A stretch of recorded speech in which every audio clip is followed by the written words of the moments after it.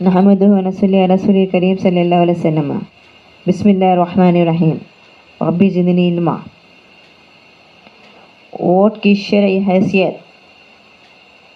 آج کی دنیا میں اسمبلیوں، کونسلوں، میونسپل وارڈوں اور دوسری مجالس اور جماعتوں کے انتخابات میں جمہوریت کے نام پر جو کھیل کھیلا جا رہا ہے کہ زور و زر اور غنڈہ گردی کے سارے طاقتی وسائل کا استعمال کر کے چند روزہ مہم اعزاز حاصل کیا جاتا ہے،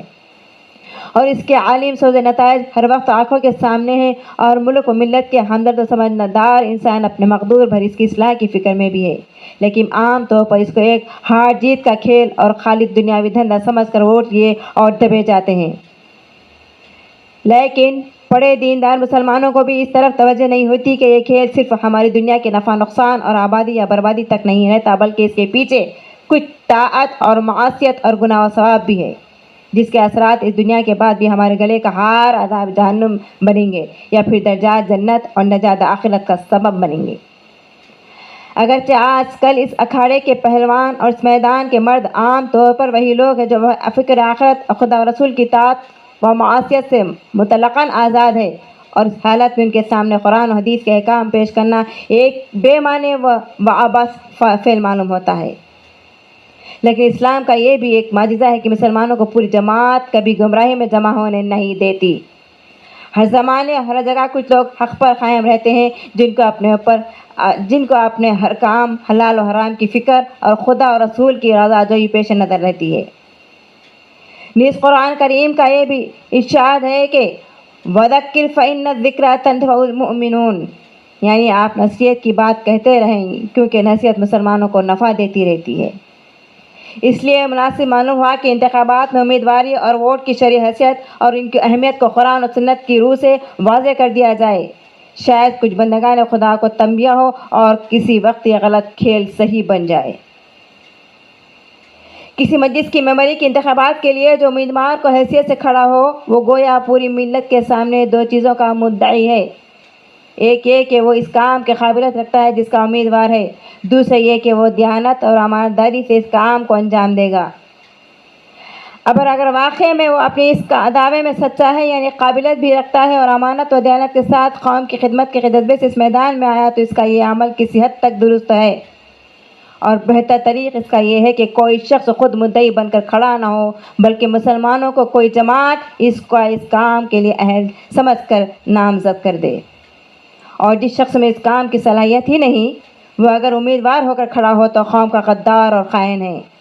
اس کا ممبری میں کامیاب ہونا ملک و ملت کے لیے خرابی کا سبب تو بعد میں بنے گا، پہلے تو وہ خوددار و خیانت کا مجرم ہو کر عذاب جہنم کا مستحق بن جائے گا۔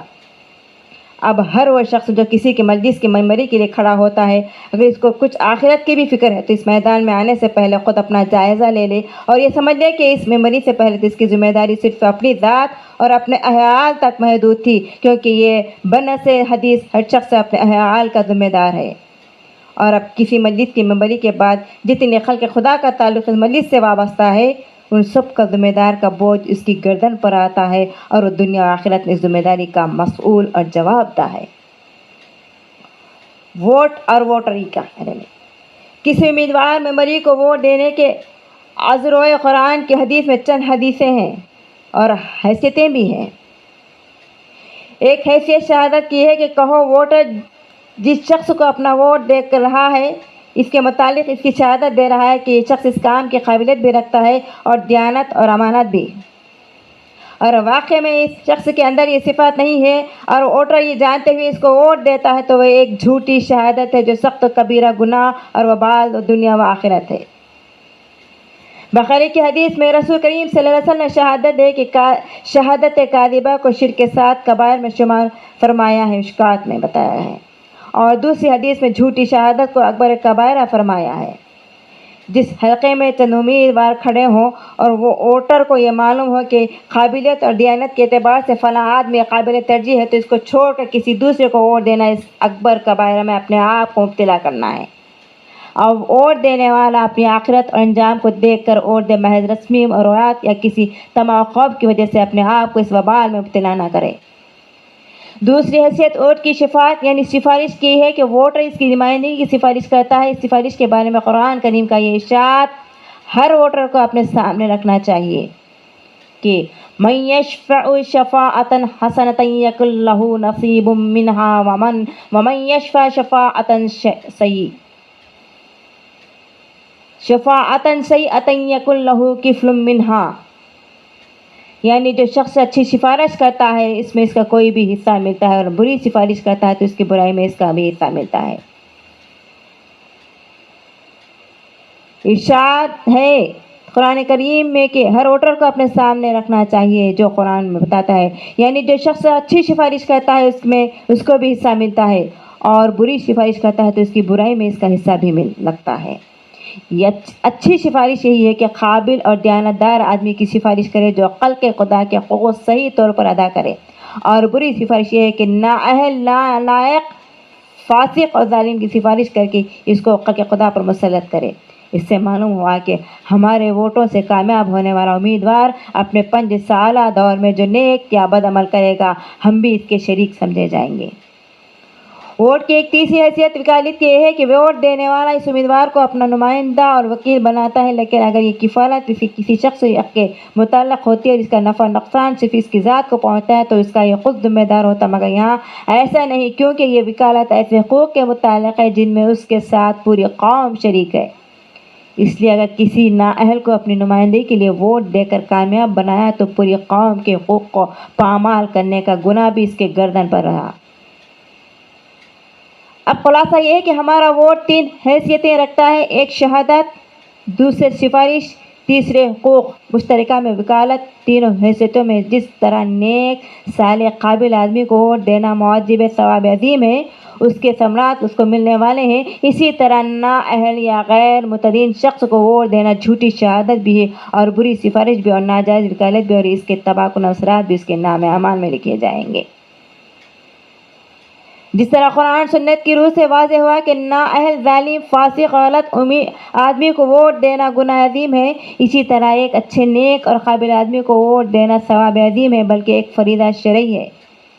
قرآن کریم جس نے جھوٹی شہادت کو حرام قرار دیا ہے، اسی طرح سچی شہادت کو واجب و لازم بھی قرار دیا ہے۔ ارشاد باری ہے قوامین للہ شہداء بالقسط، پھر دوسری جگہ فرمایا کونوا قوامین بالقسط شہداء للہ۔ ان دونوں آیاتوں میں مسلمانوں پر فرض کیا گئی سچی شہادت سے جان نہ چرائیں، اللہ کے لیے ادائیگی شہادت کے واسطے کھڑے ہو جائیں۔ تیسری جگہ سورۃ طلاق میں ارشاد فرمایا کہ واقیموا الشہادۃ للہ، یعنی اللہ کے لیے سچی شہادت کو قائم کرو۔ ایک آیت میں ارشاد فرمایا کہ سچی شہادت کا چھپانا حرام اور گناہ ہے، یعنی شہادت کو نہ چھپاؤ، اور جو چھپائے گا اس کا دل گنہگار ہے۔ ان تمام آیات نے مسلمانوں پر یہ فریضہ عائد کر دیا ہے کہ سچی گواہی سے جان نہ چرائیں، ضرور ادا کریں، اور جو خرابیاں اور انتخابات میں پیش آ رہی ہیں ان کی بڑی وجہ یہ بھی ہے کہ نیک اور صالح حضرات عموماً ووٹ دینے سے ہی گریز کرنے لگے، جس کا لازمی نتیجہ وہ ہوا جو مشاہدے میں آ رہا ہے۔ ووٹ عموماً ان لوگوں کے لیے آتے ہیں جو چند ٹکوں میں خرید لیے جاتے ہیں، اور ان لوگوں کے ووٹوں سے جو نمائندے پوری قوم پر مسلط ہوتے ہیں وہ ظاہر ہے کہ کسی خمائش اور کسی کردار کے لوگ ہوں۔ اس لیے جس حلقے میں کوئی بھی امیدوار قابل نیک معلوم ہو اسے ووٹ دینے سے گریز کرنا بھی شرعی جرم اور پوری قوم و ملت پر ظلم کے مترادف ہے۔ اور اگر کسی حلقے میں کوئی بھی امیدوار صحیح معنی میں قابل اور دیانتدار نامعلوم ہو، مگر ان میں سے کوئی ایک صلاحیت کار اور خدا ترسی کے اصول پر دوسروں کی نسبت سے غنیمت ہو تو تقلید اور شر اور تقلید ظلم کی نیت سے اس کو بھی ووٹ دے دینا جائز بلکہ مستعین ہے۔ خلاصہ یہ ہے کہ انتخابات میں ووٹ کی شرعی حیثیت کو کم از کم ایک شہادت کی ہے جس کا چھپانا بھی حرام ہے اور اس میں جھوٹ بولنا بھی حرام ہے، اس پر کوئی موازنہ لینا بھی حرام ہے، اس میں محض ایک سیاسی ہار جیت اور دنیا کا کھیل سمجھنا بڑی بھاری غلطی ہے۔ آپ جس امیدوار کو ووٹ دیتے ہیں شرعاً آپ اس کے گواہی دیتے ہیں کہ یہ شخص اپنے نظریے اور علم و عمل اور دیانتداری کی روح سے اس کام کا اہل اور دوسرے امیدواروں سے بہتر ہے جس کام کے لیے انتخاب ہو رہے ہیں۔ اس حقیقت کو سامنے رکھے تو اس مندرجہ ذیل کچھ نتائج آتے ہیں سامنے۔ آپ کو ووٹ اور شہادت کے ذریعے جو نمائندہ کسی اسمبلی میں پہنچے گا وہ اس سلسلے میں جتنے اچھے یا برے اقدامات کرے گا ان کی ذمہ داری آپ پر بھی عائد ہوگی، آپ بھی اس کے ثواب یا عذاب میں شریک ہوں گے۔